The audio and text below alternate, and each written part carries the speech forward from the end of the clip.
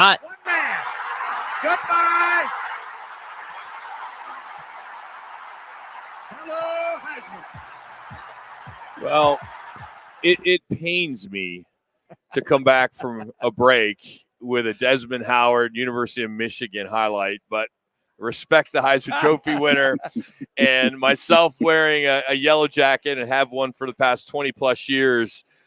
We are excited as a committee, as a bunch of volunteers, that the Arizona Bank and Trust Fiesta Bowl kickoff luncheon, which is coming up here in just a couple weeks, August 22nd, will have Desmond Howard as our keynote speaker. So if you are a Michigan fan or a Big Ten fan, then you need to get in on this and come on out and support the Fiesta Bowl and the Guaranteed Rate Bowl as Desmond Howard is coming on August 22nd. Joining us now is the executive director of the Fiesta Bowl and the Rhubarb Fiesta Bowl is Erik Moses. Erik, Rocket Minuch, what's going on, my friend? How you doing today?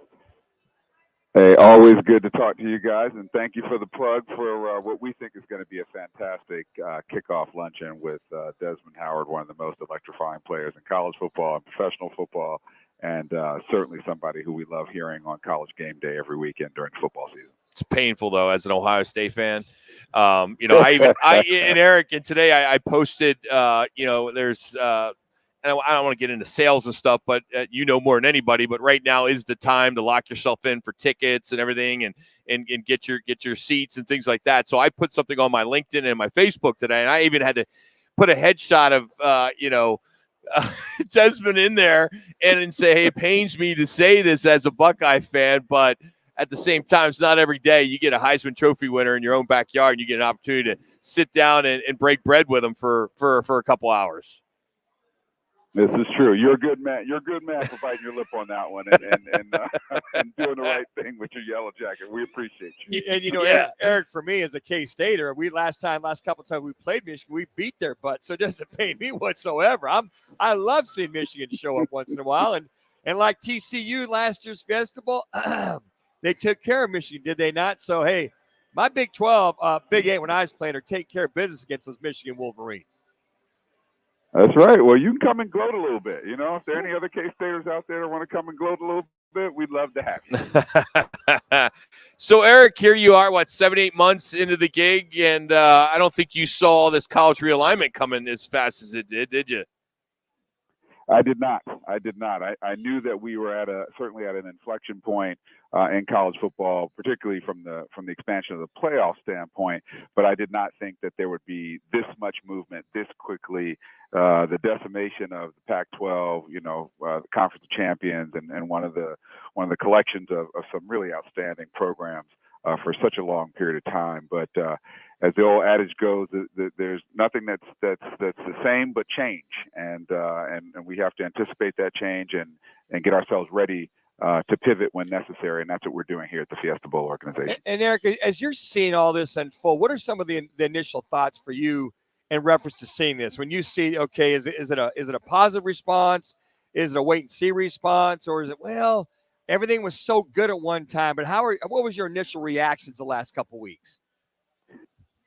I'm a guy who's used to change. I've had to deal with a lot of it in my career, and like you guys, I remember when the Big East was a football conference, right? Like when the Big East used to have Miami in it, and was the football conference, and when Maryland was in the ACC, and growing up in New Jersey when Rutgers was part of the Big East, and so I'm used to the change. I think that the change can be good. I'm hoping that we don't kind of lose sight of those things that are really important, and that's the education of the full kind of human being that is the athlete, whether it's football or basketball, or field hockey, or whatever it is. I want to make certain that we're continuing to ensure that these young people are fully educated in the classroom, in the meeting rooms, on the field of play, and out in the community when they come and participate in games like our two college bowl games.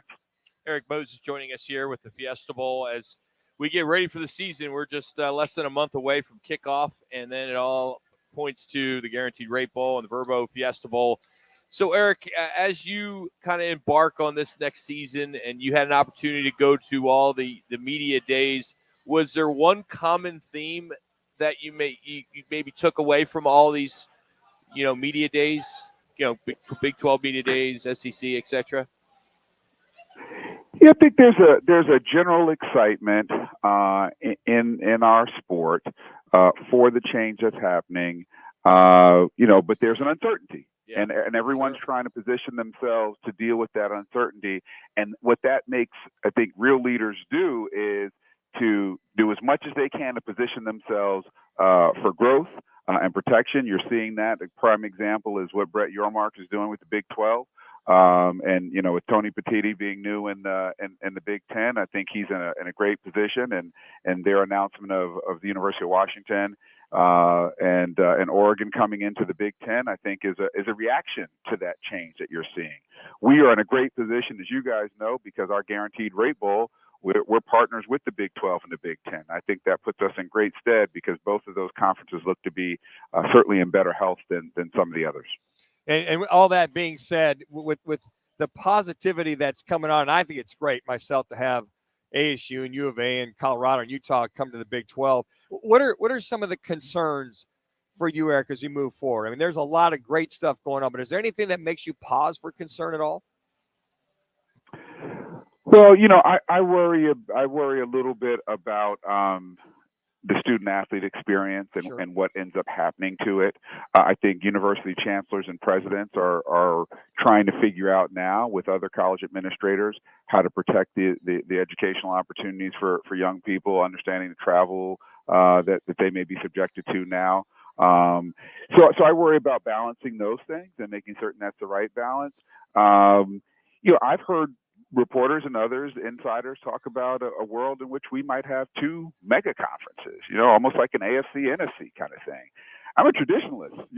I love being a college football fan my entire life, and I love those traditional rivalries and things.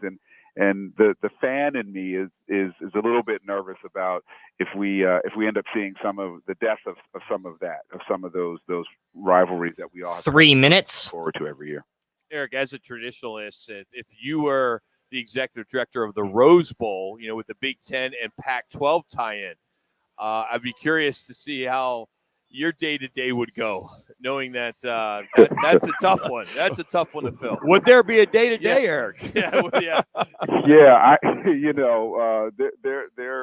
the guy who's in charge there is the executive director is a guy named David Eads, who's a friend and a great leader. The Rose Bowl, fortunately, has a fantastic parade that almost as many people look forward to the parade as they do certainly to the football game, especially in Southern California. And so they have some solid history there, and they are the granddaddy of them all. It's an interesting situation because that game is essentially owned by the Pac-12 and the Big Ten. And so if there is no Pac-12, I don't know what happens there. Wow. I think that's something that the management committee and the CFP and others will have 2 minutes. Not to mention, if you guys know, the current CFP model is the top 6 teams, when we go to this expanded model next year, are in, and then the next highest rated 6 teams. Well, that was based on having a Power 5 and those conference champions getting an automatic bid. Well, if we don't have 5 conferences, what does that mean for the format that has been thought through thus far? How does that change? And Eric, as you look in your crystal ball, just an opinion, do you see Stanford and Cal possibly go in the ACC? Do you see the other 2 schools, Washington State and Oregon State, maybe to the Mountain West? Where do you see it going? I mean, there's no right or wrong answer, obviously. Yeah, I think from a geography standpoint, the 2 state schools going to the Mountain West makes a lot of sense in terms of the continuity of and the regionality of that. As an ACC guy, having gone undergrad law school in the ACC, having Stanford and Cal because of the strength of those institutions as academic institutions, but also ones that have had lots of success and arguably Stanford 1 minute, the most 1 minute college program out there in history across the board, men's and women's, year after year.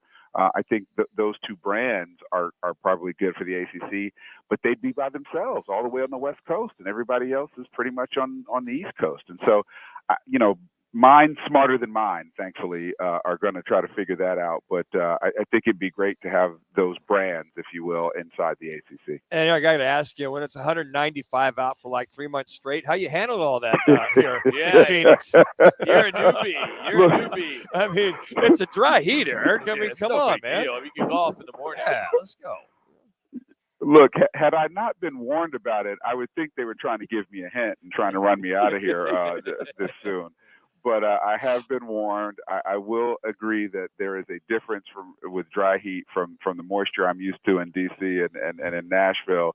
But 115 is 115, and it feels like you're walking around in a pizza oven. And so I will be happy when the fall is here. Just think of it this way, Eric. When I'm out there with those QBs, if it's really windy, it's 115. The wind chill's 108. Okay, that's what you just gotta do. Bang. The wind chill's 108. It's no big deal. Wait, You're right. Eric, we appreciate you, buddy. I love the fact that your Twitter handle is Fiestable CEO. I love that. That's a great handle for Twitter. And we're anxious for the kickoff luncheon, which is brought to you by Arizona Bank and Trust. So Desmond will be a lot of fun. And Minucci and I have been fortunate over the years to host that event, and we'll be there supporting it as always, and pretty excited about it. So thanks for jumping on with us. We really appreciate it. Love it. Looking forward to seeing you guys there and talking during the college football season this year. Absolutely. That's Eric Moses, Executive Director of the Fiesta Bowl. We always appreciate him taking some time. Again, you can follow him on Twitter at Fiesta Bowl CEO. And as we mentioned, August 22nd, Desmond Howard, keynote speaker. It's up on my Twitter page and our Twitter page, Sports Radio Rock, as well as Rock and Minucci on Twitter, and an opportunity to get yourself a table. If you're a Michigan grad, or even a Michigan State grad, you want to go see. Get the rivals together, Rock. Together and get a table. And it does sell out every year. We've had some incredible keynote speakers. This is a big one. So we encourage you to get your tickets now. It will sell out. It's at the Biltmore.